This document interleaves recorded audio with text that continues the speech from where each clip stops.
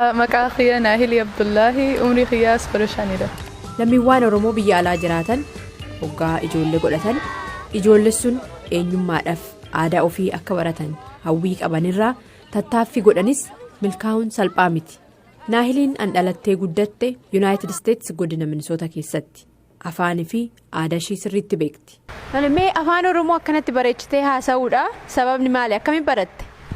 Hoggoon ijoollee ta'e abbaa kiyya naaf hime akkam ummaa kiyya dubbista yoo afaan biyya keetii hin beekne duba eegas ummaa kiyya agarsiisee akkam afaan haasa'uun eegas amma ni beeka tole.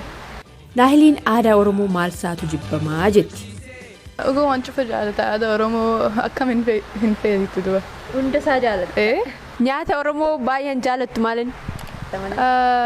Hulbata hedduu yoo ugasitime hulbata ruuza fi foon nyaata waan cufa nyaata duba ummaa kiyya nyaata akka gaarii godhu beekti duba.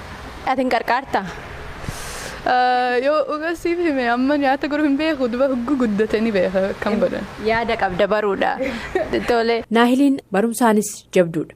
Maal ta'uu feeta?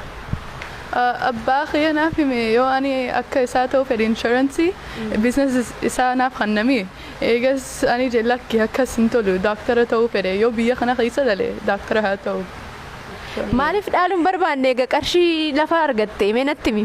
Inni maallaqa hedduu ni godha waan isaa godhu fedhe duba bikka takka taa'uu hin feene inni hugguu ofiisa isaa keessa jira nama dhibba dubbisa guyyaa tokko keessa akkas naaf hin taane duba. Nama keenya gargaaruu fedhe saniif daaktara ta'uu fedhe hugguu kolleeja deemee iskuula fixee daaktara ta'ee eegas biyya deema ijoollee biyya jira gargaaru saniif daaktara ta'uu fedhe. San dhugoomfachuudha waan ishii barbaachisu irrattis xiyyeeffachaati jirti.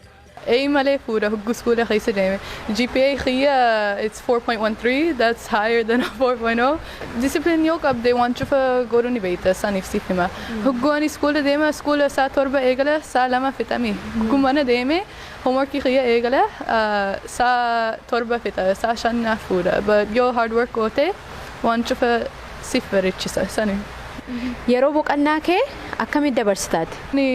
Mana jira obboleessa fi obboleettii kiyya wajjin taphata nuti ala deemna baaskeetbaal taphanna saafariis kubbaa miilaas ni taphanna sanis nuuf tolee eegas buukas qarayuu fedha obboleettii fi obboleessa kiyya hugguu nuti mana jirna jala deemna buuka keenya fuuna eegas kophaa keenya taana ni qarayina.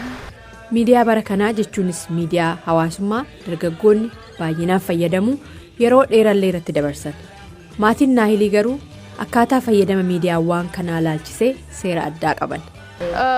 Ani uga social media irra hedduu irra hin deemu abbaa kiyya jee hugguu 18 taate eegas mana kophaa keetii jirta yoo akkas waan san godhu feete godhi amma mana kiyya keessa jirta hin gootu saniif so uga yoo sifime ani social media hedduu hin godhu buuka maree qaraya eegas iskuula deema. Eegas abbaa kiyyaas ni dalaga. Hayyee dargaggootaaf ergaa akkamii qabda? Shamarranii keessumattuu shamarran akka umrii kee jiranii ansii gadi jiranii. Nuti fi dhiira wal qixaara. Just one message I have for girls, like whether you're born here or in Ethiopia or in any other country, if you put your mind to something, you can do anything you believe you can achieve. No matter what people may tell you, they may say, oh, you're a girl, you can't do this. No, we can do anything or more than a guy could do, and you just have to have the power to believe in yourself but also respect yourself as well when you do that. Abbaan kee sirbaalii birraa akka jaalatu natti hime amma tokko nu sirbuu dandeechaati? Ani? Yoo kophaa kiyya godhe hin tolu but abbaa kiyya qooqa bareeda qaba yoo inni na bira dhufe eegas ni wal. Barnoota barnoota ammas barnoota kana ta'uu qaba. Kayoon Oromoota barnoota barnoota ammas barnoota. Abbaa kiyya hedduu jaalata. He's my favorite person in the world. Naahilii fi abbaa ishii Farahaan illee galatoomi jechaan asumarratti fixaa yaada qabdan koomentii irratti nu barreessuun irraanfatinaayi nagahaan ani Tigist Gammeeti. Kana ta'uu qaba kayoon Oromoo.